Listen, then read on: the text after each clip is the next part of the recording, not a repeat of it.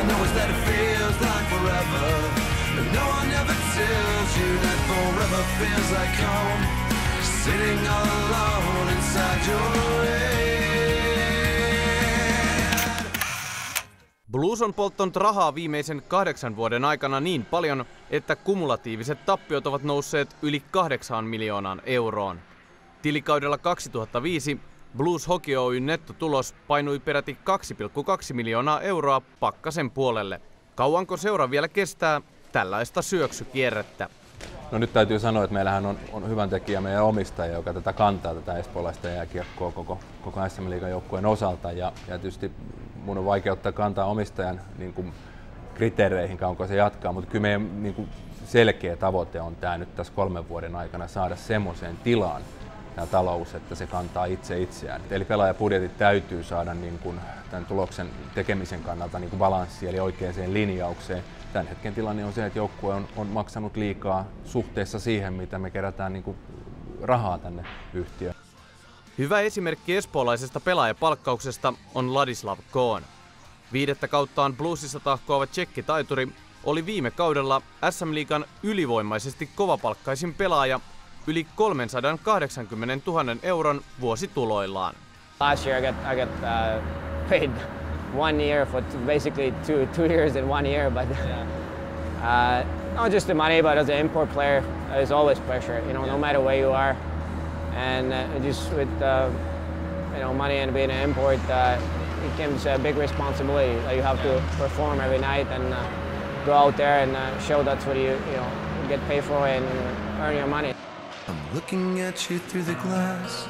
Don't know how much time has passed. Oh God, it feels like forever. But no one ever tells you that forever feels like home. Sitting all alone inside your head. Ahkerasti henkilöstöään vuosien varrella vaihtanut Blues on oppinut läksynsä ja tulos näkyy. Espoolaisjoukkue ei ole seurahistoriansa aikana pystynyt kertaakaan keräämään 35 ottelussa niin paljon pisteitä kuin nyt Kari Heikkilän toisella päävalmentajakaudella. Semmoinen tietty ammattimaisuus on puuttunut tästä hommasta, että vähän on tehty hommia, mutta ei ole tehty kunnolla ja sitten sitä kautta vaihtuvuus on ollut joka puolella valmentajia, pelaajia, tuolta yläkerrasta vaihtunut, niin ei se voi olla vaikuttamatta. Ja nyt on mun mielestä tässä nyt tavallaan toista vuotta mennään näiden samojen coachien kanssa, niin nyt on viime vuonna opittiin tekemään hommia ja nyt pikku oppii vähän voittaa näitä pelejä, niin kyllä mä uskon, että tämä on nyt parempi suunta. Yleensä päivärutiinit, miten toimitaan ja sitten tietysti pelitapa sinänsä, niin pelaajat on omaksunut ne kaikki, että vähemmän on kulunut energiaa semmoisen niin niiden ajatteluun, että tavallaan se on yksi asia. Sitten ehkä toinen on semmoinen yleinen luottamus niin kuin tekemiseen ja mikä ehkä täällä on ollut pikkusen hakusessa aikaisemmin, eli että pelaajat luottaa toisiinsa ja oppinut ehkä luottaa valmentajaan ja että semmoinen luottamus on niin kuin olemassa.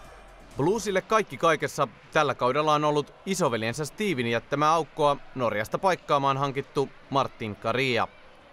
Nyt kun veljessarjan 2 nuorimmaista lenkkiä ovat jo hurmanneet espoolaisyleisön, niin onko mahdollista, että myös veljeksistä vanhin Paul nähtäisiin vielä jonain päivänä Bluesin sinisissä?